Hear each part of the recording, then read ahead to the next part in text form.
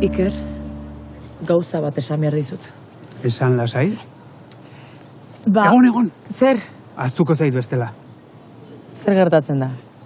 Ez besterik gabe. Gaur goizean, esnatu naiz, iratzargailuak jo ondoren. Ze? Hori da dena? Egon neska. Normalean enaiz umore honean esnatzen. Hori badakit, bai. Baina gaur esnatu naiz eta pentsatu dut.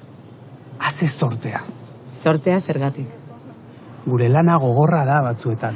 Batzuetan gogorra, beste batzuetan oso gogorra. Baina badu alde on bat. Zein? Harreman ona daukagu. Primeran moldatzen gara.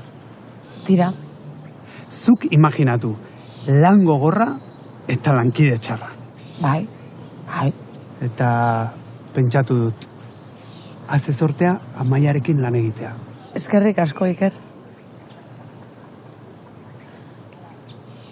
Eta zuk? Zer? Zer esan behar didazu? Bai, zera, lan utziko dut. Zer? Bai, Iker. Baina, zergatik? Ni naiz arazoa? Lankide txarra naiz? Nola ba? Eta orduan? Suhiltzaile izan nahi dut. Benetan? Bai. Probak prestatzen hasiko naiz. Noiz?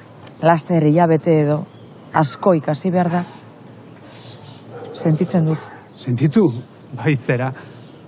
Pena da, baina moldatuko naiz. Seguru. Eta zurekin egoteko badakitzer egin. Zer? Sua piztu.